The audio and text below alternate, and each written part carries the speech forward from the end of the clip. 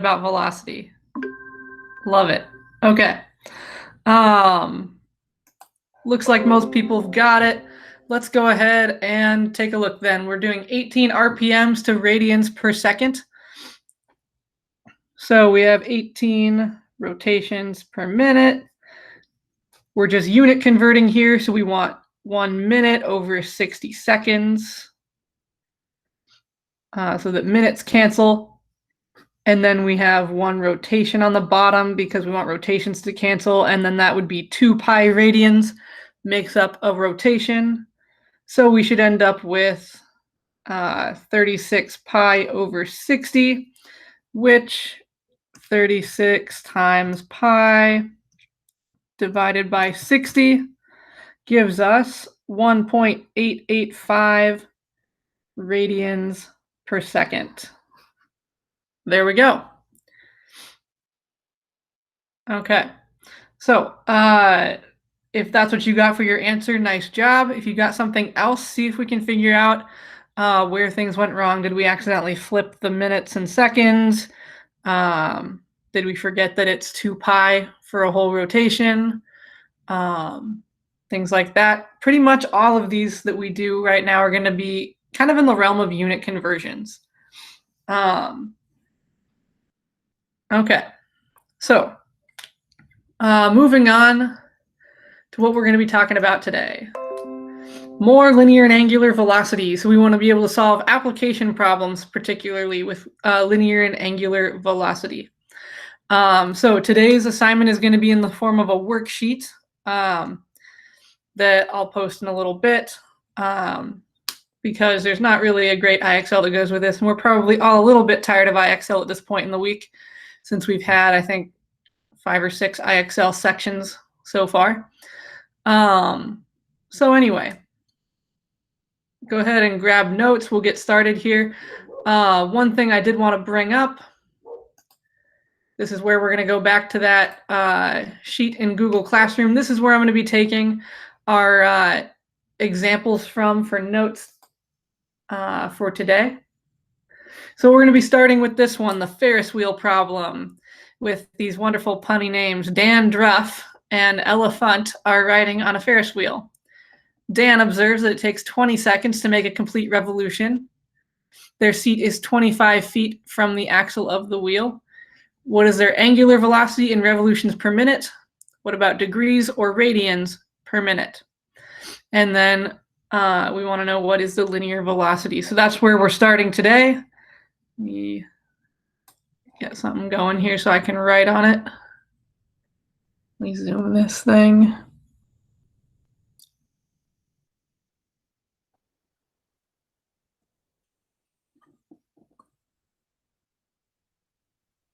Well, we can kind of manually zoom if I move the camera. All right, that'll have to work for now.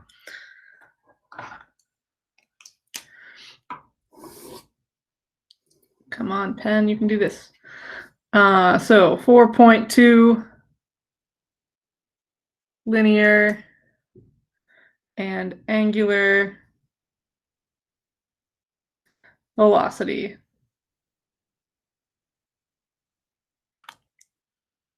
And green pen might have to be retired.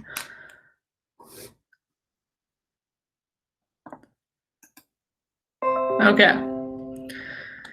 So this first one tells us that it takes 20 seconds to go around once.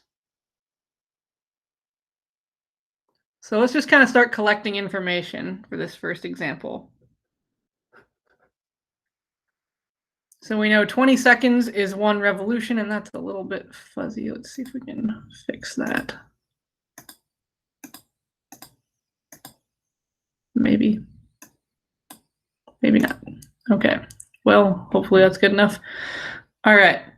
So it takes 20 seconds to make 1 revolution. And that's really all we need to start off because we want the angular velocity in revolutions per minute. So if it's right now we have revolutions per 20 seconds. So we have 1 revolution every 20 seconds. And we're just looking to change this into revolutions per minute to start with. So If I want 20 seconds to become minutes, I would multiply by 60 seconds in 1 minute so that seconds cancel out. And we're left with 60 over 20, which is 3 revolutions per minute. So hopefully that first bit's not too bad. That's kind of the first part of part A. So that covers the angular velocity in revolutions per minute. The next thing that we want is degrees per minute. All right. Well, if we have revolutions per minute already, we know it's 3 revolutions per 1 minute. And then we want it to be in degrees per minute. So how many degrees in a revolution?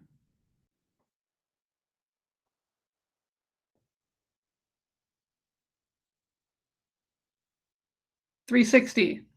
Yeah. And is degrees going to go on the top of the fraction or the bottom of the fraction?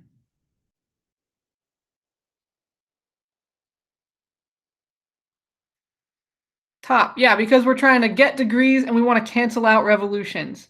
So 360 degrees per 1 revolution. So then revolutions can cancel. And we're left with the units that we want, degrees per minute. So 360 times 3 gives us 1,080 degrees per minute. So that's the second part. And then the third part, we want radians per minute. So we can either take the RPMs again and work off of that, or we can take our degrees per minute and work off that. Either way is fine. I'm going to go with the revolutions per minute. So we know it's 3 revolutions per minute. And then instead of degrees, we're doing radians this time, which is 2 pi radians in 1 revolution. So that would be 6 pi radians per minute.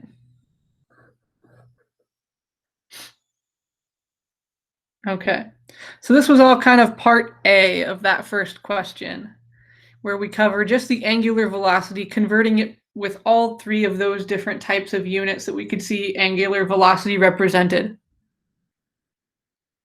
Any questions off of that first part?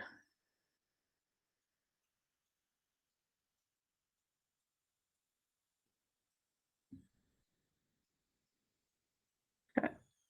The second part, let's see. Oh, what is the main difference between linear versus angular? So angular velocity is the speed at which something is rotating about a point. And then linear velocity is the like more how fast a distance is covered. So linear velocity is always going to be in units of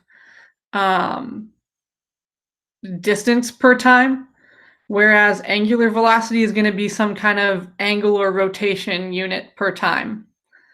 So it's just kind of different ways of describing the rate that an object is moving. That's the main difference there. So you'll see this a lot when we start looking at things like gears and pulleys and stuff like that, with the rate that a gear turns with another gear, comparing the angular and linear velocities of those and stuff like that, where they can kind of work together. Or if things can have the same angular velocity, but they can have a different linear velocity, depending on the size of the wheel or whatever it is that's turning. But yeah. So then when we are asked for linear velocity, then we have to bring in kind of the radius and this distance that we're traveling per unit of time. So in this particular case, we know their seat is 25 feet from the axle of the wheel on the Ferris wheel. So for part B, we know that Elephant and Dandruff are sitting 25 feet from the center of the Ferris wheel. Can we still see that? No, we can't. There it is. So then we're going to use that in conjunction with the angular velocity to find the linear velocity. So let's see. We know that we've got, we'll take the rotations per minute again, since it doesn't particularly say which, actually, let's go with, yeah, we'll go with rotations. So we know we have 3 rotations or revolutions in 1 minute.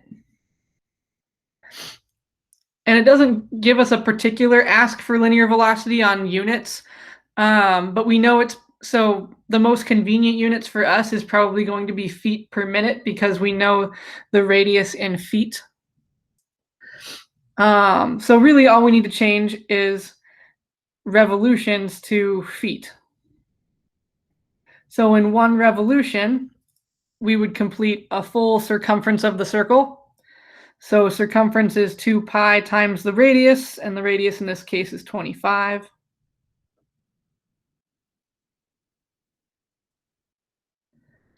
So then we'd multiply all of this. We have 3 times pi times 2 times 25, which gives us 471.239 feet per minute.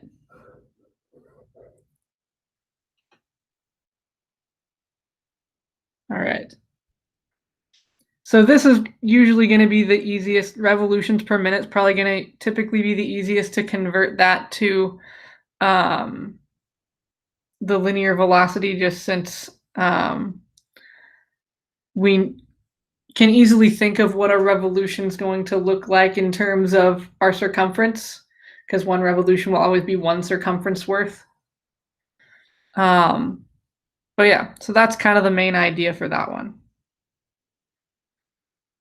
Any questions off of part A or part B so far for this problem?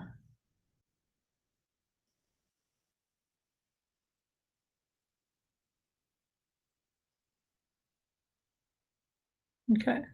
This one looks a lot like some of the ones that we were doing yesterday, mainly converting between the different representations of angular velocity and then making it into a linear velocity. So let's look at the next one. Next one says it's the David and Goliath problem. David puts a rock in his sling and starts whirling it around. He realizes that in order for the rock to reach Goliath, it must leave the sling at a speed of 60 feet per second. He swings the sling in a circular path of radius 4 feet.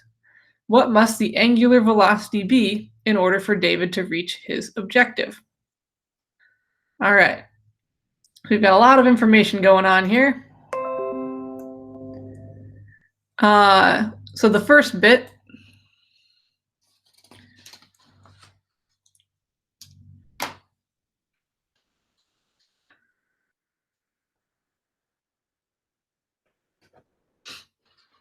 we know that the rock needs to leave the sling at a linear velocity of 60 feet per second.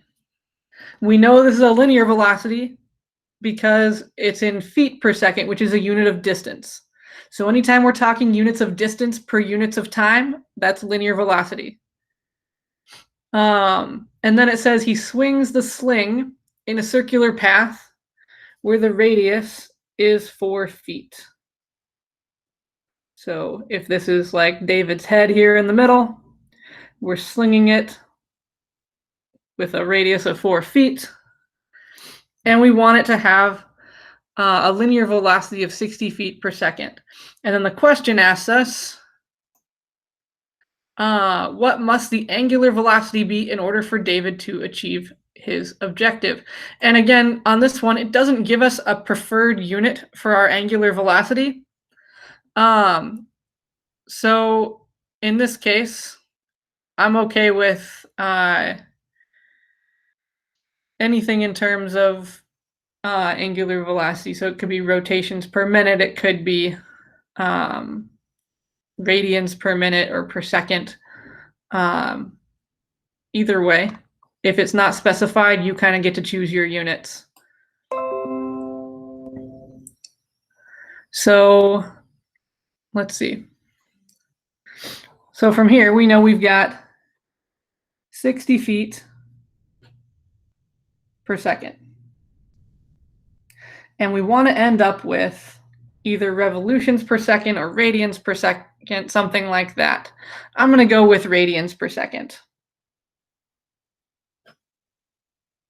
So that's where we want to end up. Because if you're not given a particular unit that you're asked for, might as well leave as much as we can the same. So I might as well leave it as seconds if I can. Okay. So now we need to multiply by radians over feet pretty much, because we want to get rid of feet. So the easiest way to multiply and do radians over feet and stuff like that is to take a full rotation around 2 pi radians and then figure out how many feet is that. What's our circumference here?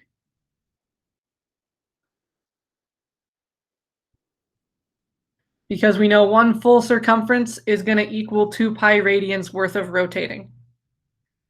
So in this case, our circumference, 2 pi times the radius, gives us 8 pi.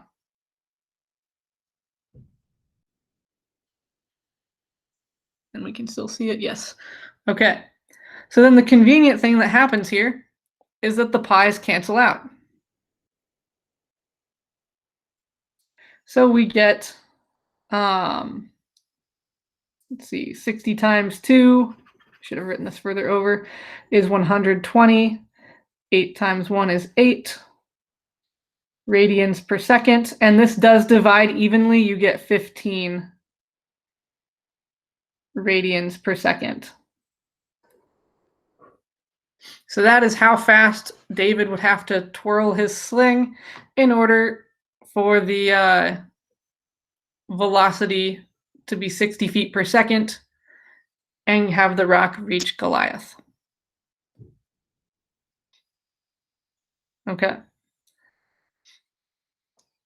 So now we have converted different units of angular velocity. We've converted angular to linear, and now we've done linear to angular. On this one, you could also, if radians isn't the particular unit you wanted, like let's say you wanted revolutions, you could also do revolutions per second too. And in the same process, except you would replace radians up here with 1 revolution.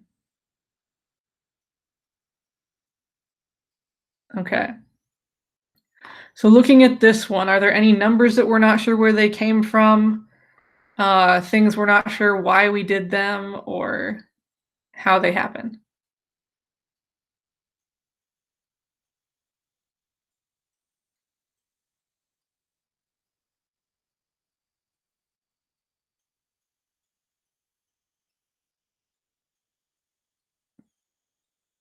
Okay. So let's do another one. Let's keep getting used to these. Next one we have, the lawnmower cord problem. Or blade problem, sorry. The cord problem is next. In order for a lawnmower blade to cut grass, it must strike the grass with a speed of at least 900 inches per second. Okay, 900 inches per second. That's the first thing we notice. Is 900 inches per second linear velocity or angular velocity?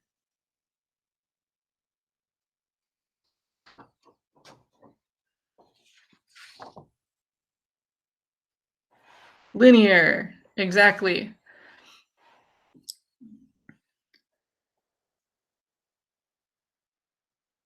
So linear velocity, 900 inches per second. So that's what we're looking for. That's our goal. That's a linear velocity. Then it tells us if the innermost part of the cutting edge is 6 inches from the center of the blade, how many radians per second must the blade turn? Okay. So, part A, the innermost part of the cutting edge, 6 inches from the center of the blades. That tells us that the radius is 6 inches. So if you think of a lawnmower blade as looking, wow, I'm terrible at drawing these, but something like that, but in a more circular fashion, this distance here is 6 inches. So imagine that actually looks like a lawnmower blade. The innermost portion of the blade is right here. That distance to the center is 6. Okay, and we want to know how many radians per second must the blade turn, and then how many revolutions per minute is that?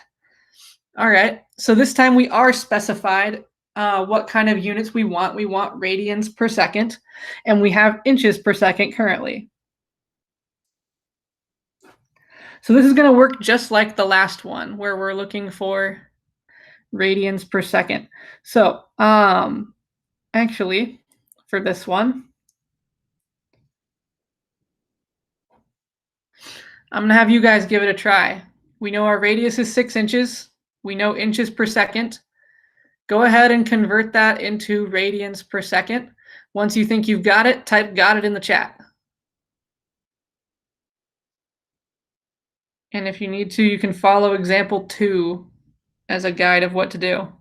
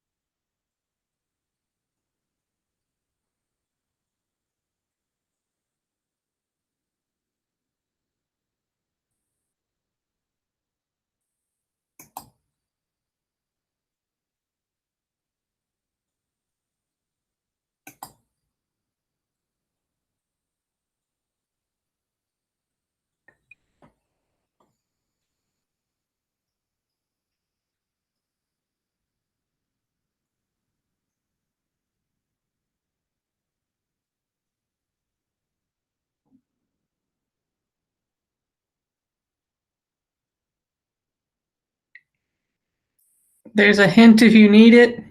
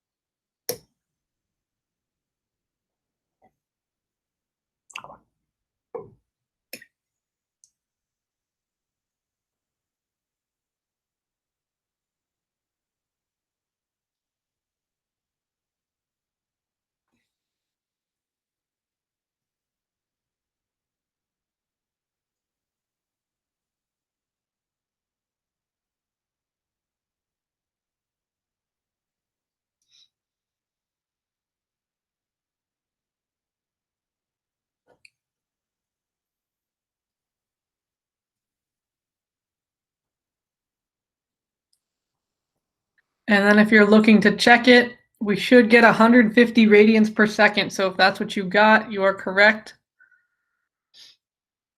So on this one, just like on the last one, we're doing 2 pi radians because that's one full rotation in radians over the circumference because that's one full rotation in inches because we want inches to cancel. And so the circumference in this case, since we know the radius is 6, the circumference is 12 pi. So 2 pi over 12 pi is what we're multiplying that 900 inches per second by. Okay. So once we've got that radians per second, we want to know how many revolutions per minute that is. So part 2, 150 radians per second.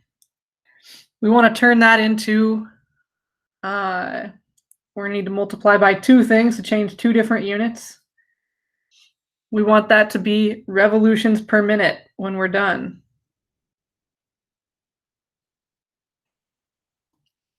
All right. So radians per second, if we're changing that into minutes, we need seconds on top and minutes on the bottom. And it is 60 seconds to a minute.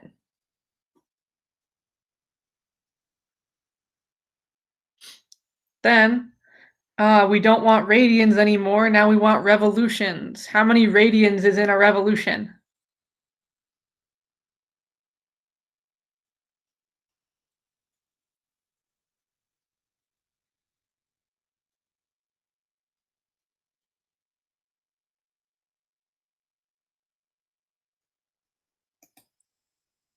Two pi, right? So 2 pi radians is 1 revolution. So each time when we're multiplying to change our units, we're really in effect multiplying by 1 because 60 seconds and 1 minute are equal. 1 revolution and 2 pi radians are equal. So then we just have to multiply across. So we get 150 times 60. And then over 2 pi.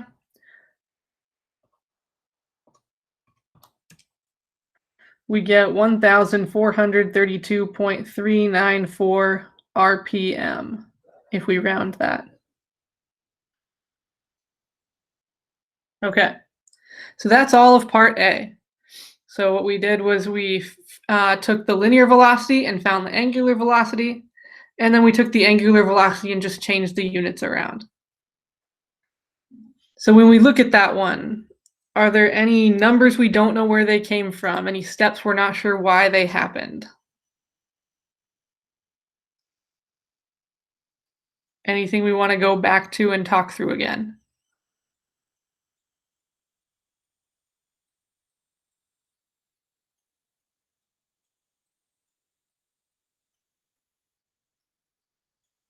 Okay. If at any point you do, type it in the chat. Let me know. We're going to move on to part B then. Part B says the blade has a diameter of 19 inches. If the outermost tip of the blade hits a rock while turning like it is in part A, how fast could the rock be hurled from the mower? All right. Well, we've all probably had that happen at some point if you've done any lawn mowing or anything like that where a rock flies out. Okay. So keep in mind this time it gives you a diameter for the blade.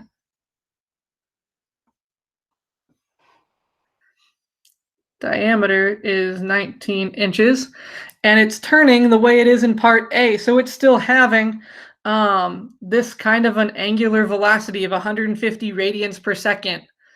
So when we look at this,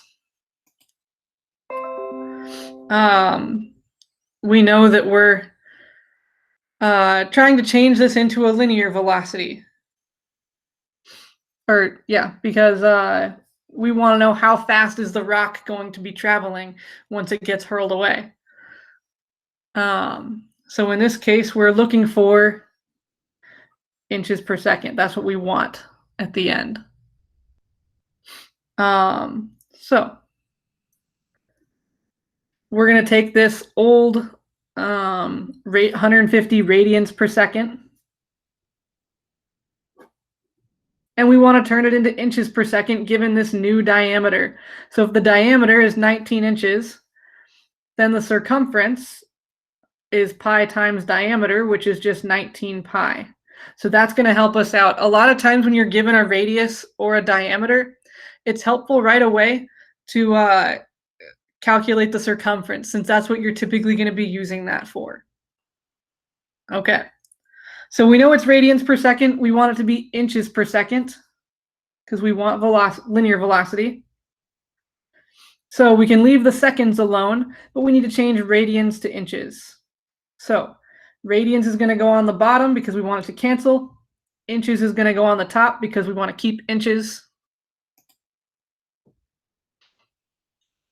All right. So then a full rotation is 2 pi radians. A full rotation is 19 pi inches. So then we just have to cancel the pi's, cancel the radians. 150 times 19 .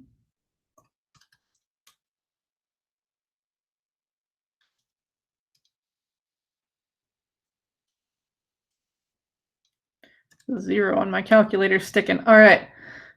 2,850 over 2 inches per second. So if I divide that by 2, we get 1,425 inches per second. That reduces to. So that would be our answer.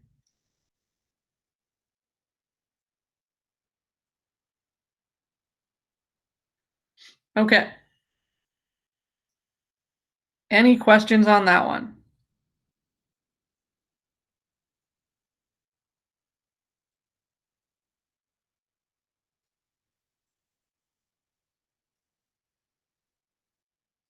Any numbers we don't know where they came from? Okay.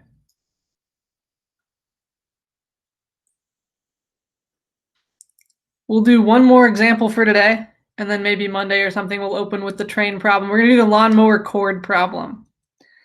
We'll kind of walk through this one.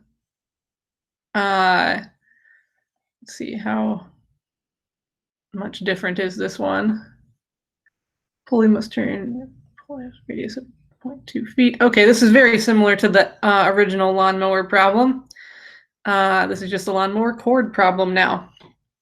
So we're gonna kind of step through this one together and see what we can get to happen here. So it says Yank Hardy, great name, pulls the cord on his power motor. In order for the engine to start, the pulley must turn at 180 revolutions per minute. The pulley has a radius of 0.2 feet. All right, so we've been given some information here.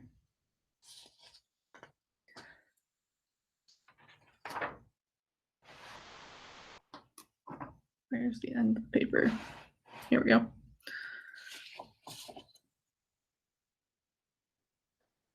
We are told that the pulley must turn at 180 revolutions per minute. Is that an angular velocity or a linear velocity?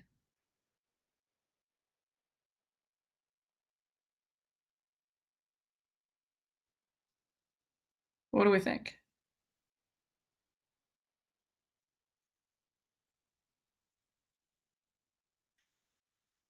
There we go. It is angular.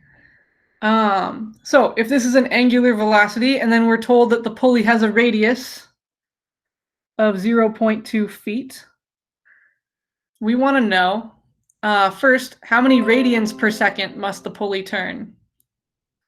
All right, so we want to take revolutions per minute for part A and turn it into radians per second. So we have 180 revolutions per 1 minute.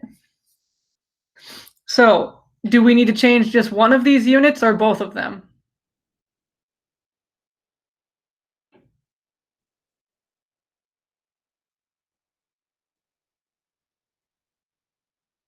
We want radians per second. Yeah, so we got to change both. So in that case, we're multiplying by two different things, one to change the minutes into seconds 1 to change the revolutions into radians. Okay, so go ahead and try this one on your own. How many radians per second must the pulley turn? So set up what you're going to multiply by. And then I'll give hints along the way.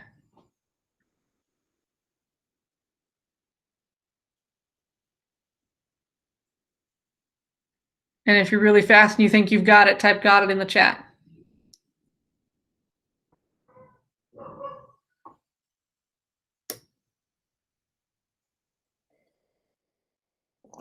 All right, Eduardo's already got it.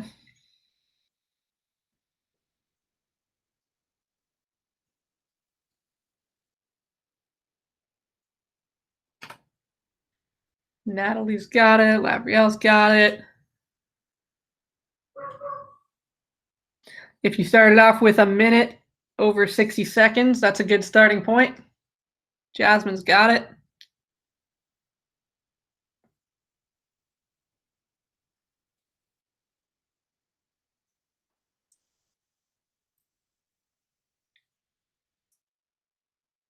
All right, looks like everybody's getting there.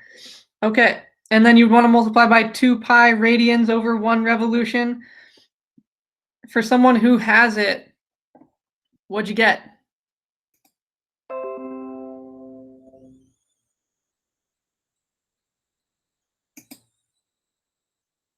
18.850. I like it. Or if you got 6 pi, I think that's also technically like the exact answer, but we usually want a decimal in this case just because 18.850 radians per second is a little bit more meaningful than 6 pi.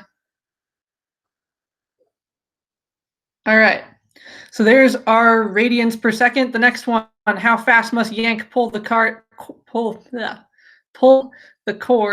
to start the mower? All right, so if we're talking about how fast you can pull a cord, that's going to be a linear velocity.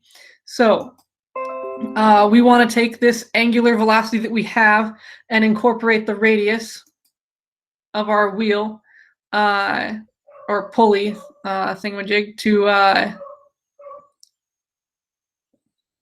turn the pulley at 18.85 radians per second. We want to know linear velocity. How hard does he have to, or not how hard, but at what speed does he have to pull it? So part B, that's where we're going to start using that radius. If the radius is 0.2 feet, then the circumference is 2 times 0.2 times pi. So that would be 0.4 pi feet. So that's something we kind of need to have from the beginning.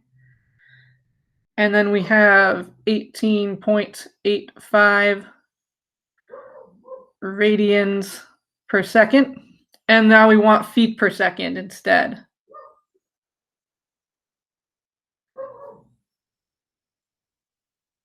So go ahead, convert that into feet per second. You got to change 1 unit. When you think you've got it, type "got it" in the chat.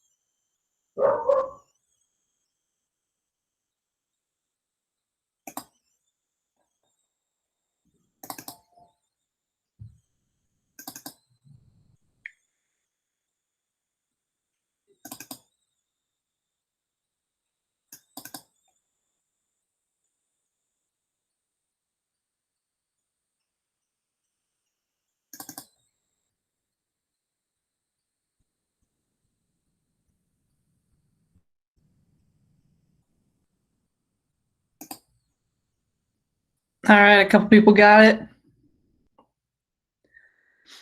Here's a hint. You want radians to cancel, and you want feet on the top.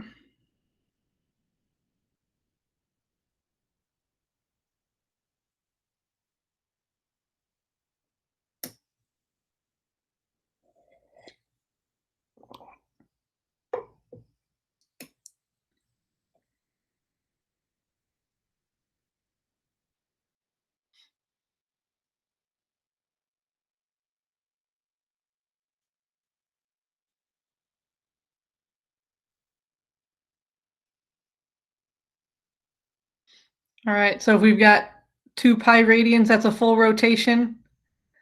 Feet in a full rotation would be that circumference, that 0.4 feet, or 0.4 pi feet, excuse me. And then the pi's cancel. For those of you who got it, how many feet per second are we talking?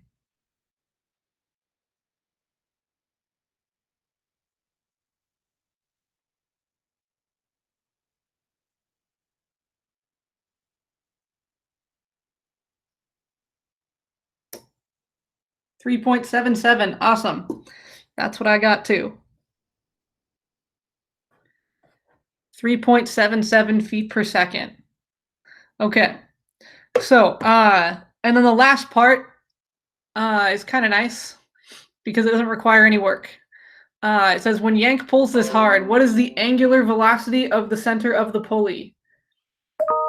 The angular velocity doesn't change from the center to the edge. The linear velocity does, but the angular velocity does not. So the angular velocity in part C is going to be the same that we found before, 18.850 radians per second. All right. So to me, it looks like we are doing okay with converting between different units of angular velocity, or even converting linear to angular. It's the angular back to linear that we seem to have a little bit of a harder time with, which is understandable. That's probably the harder one because you do have to come up with the circumference over the units of either radians or degrees or revolutions that we need to multiply by there. But overall, it seems like we've made some progress here. So let's take a look at what we're going to do for tonight's assignment. And we're still going to be on this topic on Monday. So if you're not completely getting it yet, don't freak out. We've still got time to figure it out. But you might want to stick around and, ask questions if you still are completely confused. But let's take a look at what the homework's going to be. Okay, so the assignment itself is a worksheet. Angular and linear velocity worksheet. Very creatively named. So I'm going to take a look at it with you in a moment, but the instructions, please complete the worksheet. You can do it either on your own paper and then upload pictures or PDFs, or you can make a Google Doc and do it there. Please show your work. We'll go over any questions that you guys want to go over in class on Monday. So at least attempt all of the questions and then come prepared with ones that you want to go over.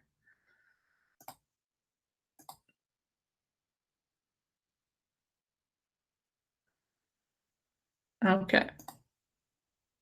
So linear and angular velocity worksheet. We've got problems like DJL Boogie has a turntable with 2 settings in different RPMs. And so we're converting RPMs to radians per second or radians per minute and stuff like that. Then we're continuing on with this and finding linear velocity instead of angular at different values of the radius. And then we're converting speeds and things like that. Yeah,